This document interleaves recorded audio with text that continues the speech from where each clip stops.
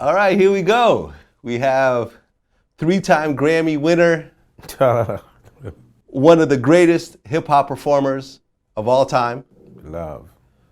Wyclef Jean. How are you, brother? I'm good, man. You know, every couple of years you gotta come see Vlad. Yeah. Yeah, man. I mean, you Yeah, go back man. like, I think around 15 years or so. Yeah, man. Yeah, You since go back before Vlad naturally. TV. That's right. When you were working on the Rap Phenomenon mixtape. Yeah, no, definitely. Yeah. You always have a vision. You know, it's good to see the vision happen, man. A lot of people in our age range are reminiscing about what they used to do. Yeah, you know, like I said, Vlad, it was crazy for me watching, they put me in like the New Jersey Hall of Fame. And so my request was like, okay, make sure, you know, my wife there, my daughter there, which is most important to me. But I was like, my high school teachers, I said, make sure like Valerie Price, make sure they there. Cause, you know, like high school is that age, like, cause you know, you see everybody trying to make it, right? And you want to be slick, you want to have the girls. So it automatically looks like the street life is the life. So this teacher really turned me around by putting me into music. And so, like I said, when I saw her, she was like, yo, you haven't stopped since high school. I said, you taught me not to stop, you know what I mean? Well, you were actually born in Haiti. Yes, sir. And you moved to the U.S. when you were 10? Yeah, I moved to Brooklyn when I was 10 years old. Okay. I was born in Haiti. It's a small village, it's called Lacerre. And then I moved over to Brooklyn, Coney Island, Marlboro Projects. Yep. So that was like my first stop, like coming from Haiti.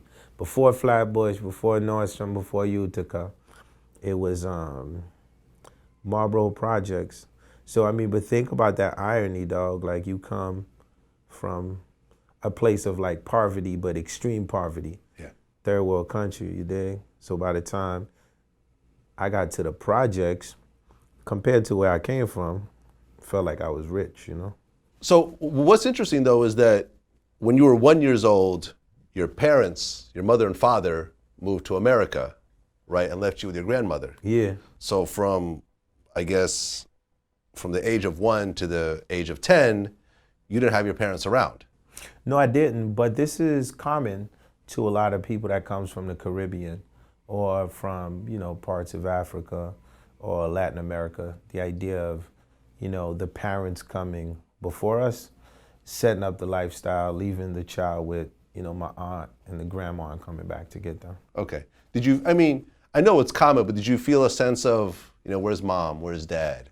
Of course, like for me, like in Haiti, you always have that sense of like, cause when your aunt's like, yo, your dad, your mom's coming, you're like, after a while, you're like, yeah, right. You know, so for me, what was interesting was I really thought my aunt was my mother and my uncle was my father. You know, I remember them breaking the news. You were not your dad and your mom, like in the sense of these toys that keep coming here every Christmas, you know, from your parents. And I'm like, yeah, yeah. You know, after a while, you just feel like it's imaginary friends, right? Yeah. You just start talking to people that's not there. So you come over at 10, from living in Haiti your whole life at that point. Yeah. And now you're in the house with your mother and father in a totally different country. You're in the projects, but it seemed like, but it was, you know, considered rich compared to where you were from. Yeah, because we had the projects, Coney Island, right? So Marlboro Projects, what was crazy for me was 2 minutes from Marlboro, I'm in an amusement park, right? So once again, for me, it was like, I was rich now. I had a building and I had an amusement park in the back. You know, I had a carnival in the backyard, basically. So your dad's a preacher. You start getting into music and your father was not feeling it. What were those early arguments like? I mean, really the early arguments with my dad is all about faith. And when I look like history with like different artists that came up, like way before I even was born or you was born, that had the idea, especially like in the Deep South, you know, where you know, the idea of faith was so important. And you used to hear about these musicians that would basically, they would be playing the jukes joints on a Saturday and had to be in church on a Sunday, but they would not let the church find out, you know. So that was really my relationship with my dad. He was a man of the cloth, and I always tell people, my name, Wyclef Jean, he named me after the reformator from the 14th century, who translated Matthew, Mark, Luke, and John. So he was just like, he didn't want to hear nothing. And the idea of rap music, he called it rap, you know? Because, yo, when you come from the Caribbean, they bring you to the States, they got a list of what you're going to be. Doctor, lawyer, engineer. Anything else, it falls short. And the idea of rap at the time, that was nowhere on the bucket, you know what I mean?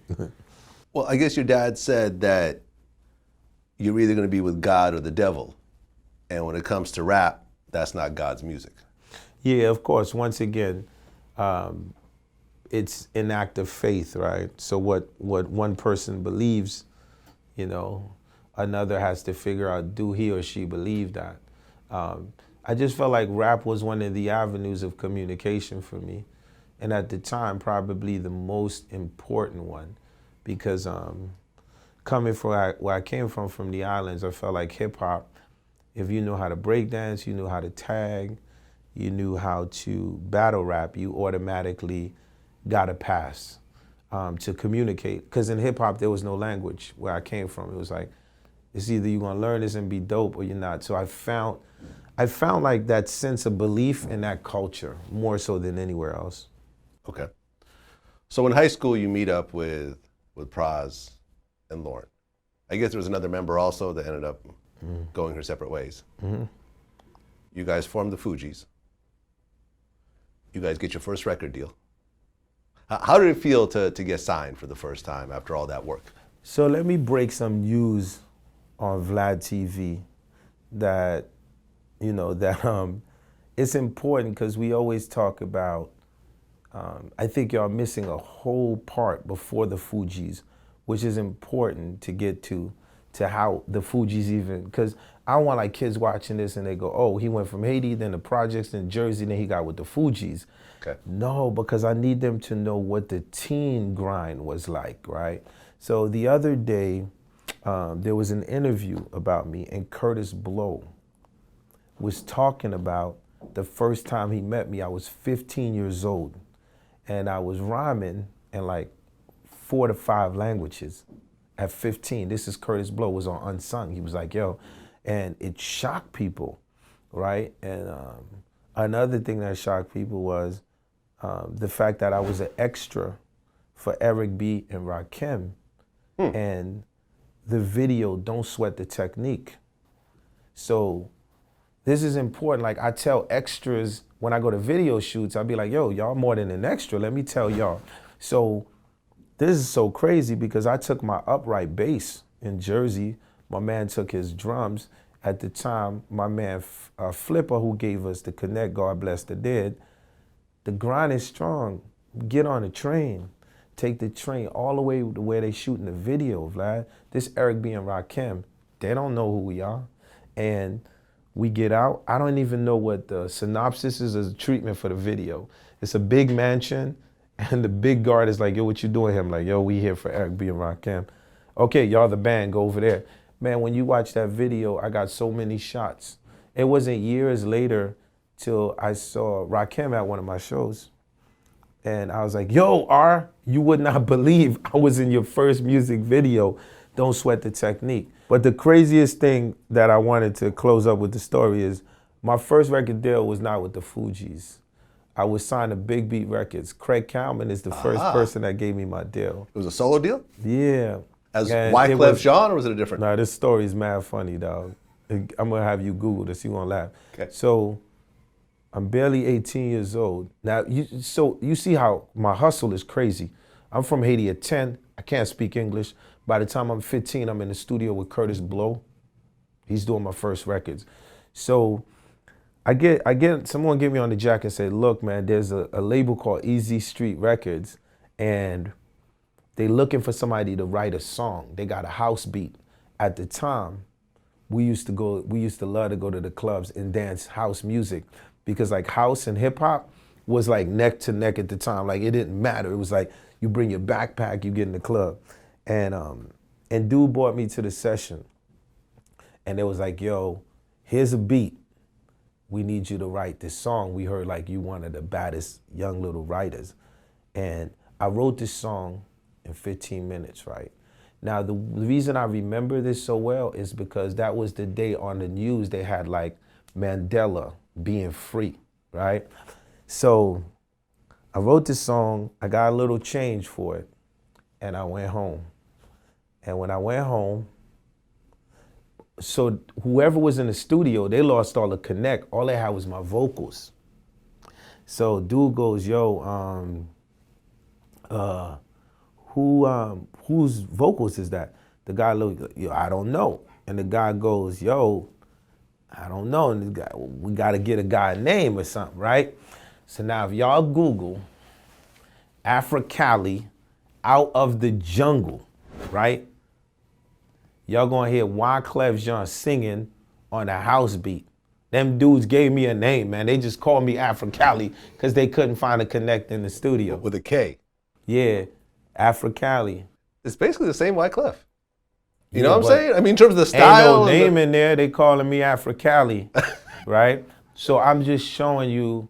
So my grind has always been like on a level that you can't even imagine. This is just me as like a young little grinder. So I'm barely 18 there.